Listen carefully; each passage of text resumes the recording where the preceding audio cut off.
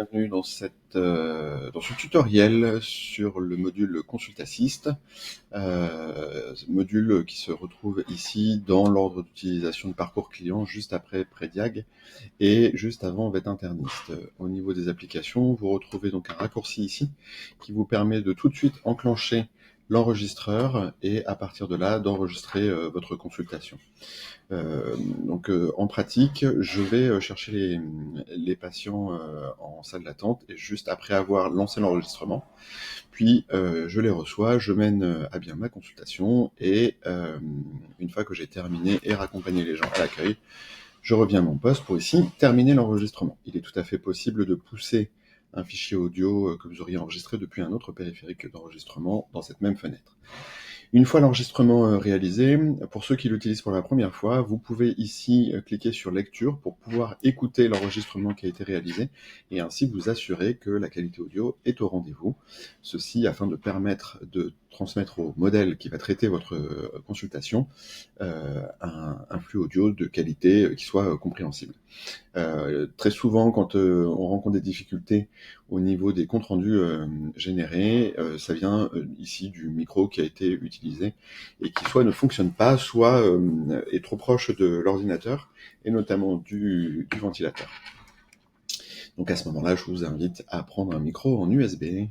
Vous en trouvez facilement sur les plateformes d'achat en ligne pour un budget qui tourne aux alentours d'une vingtaine d'euros. Ensuite, une fois que l'enregistrement a été validé, vous cliquez sur suivant ici. Vous pouvez du coup pousser les informations en indiquant ici l'espèce, le prénom de l'animal et le nom des propriétaires. Vous pouvez également charger les informations en vrac. Je vais prendre ici des coordonnées au hasard que vous pouvez venir copier-coller comme ceci et l'outil va directement trier les informations pertinentes. Ensuite, vous avez la possibilité à cet endroit d'ajouter quelques notes, notamment ce que vous auriez oublié d'évoquer en consultation ou que vous n'auriez pas osé évoquer en face du propriétaire, par crainte de susciter une certaine émotion.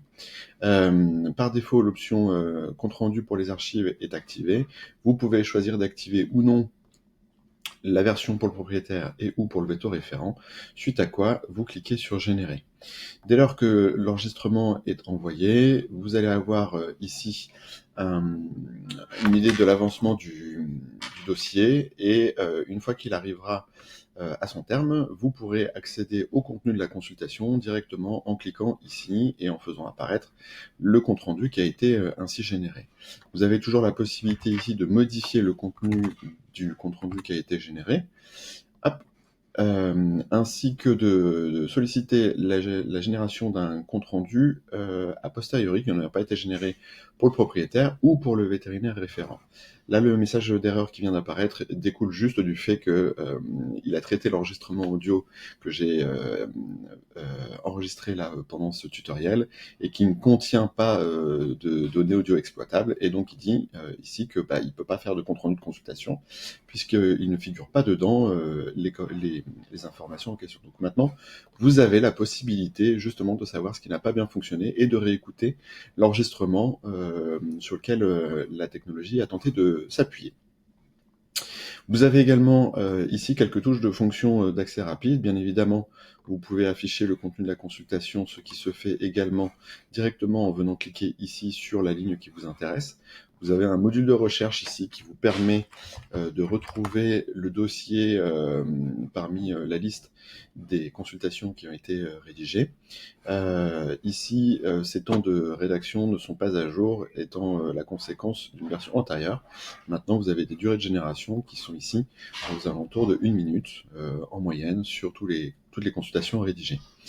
Il est également possible d'utiliser cet outil-là aussi bien en consultation que lors de rappels téléphoniques, puisque c'est un cas d'usage que j'utilise très souvent. Il suffit pour ça de composer le numéro de téléphone du propriétaire, de mettre le téléphone en haut-parleur à proximité du microphone de l'ordinateur, pour pouvoir ensuite enregistrer le contenu de la consultation, et l'outil sait rédiger un compte-rendu de conversation téléphonique en reprenant la liste des sujets qui ont été abordés durant l'entretien.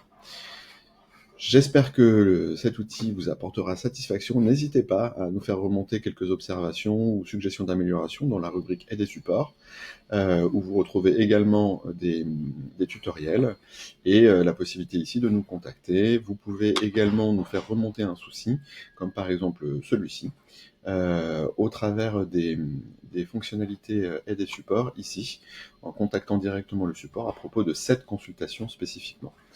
Enfin, il est possible de switcher le contenu de la consultation dans le module vet interniste, qui là, cette fois-ci, vous permet de pousser le contenu de la consultation vers le Julie vet interniste, qui, pour rappel, va vous aider à brainstormer sur le cas, voire même à simplifier et vulgariser les données, notamment quand vous voulez rédiger un contenu spécifique en vue d'un consentement éclairé du propriétaire. Et ça, ce sera dans la vidéo pour Julie vet interniste. À très bientôt!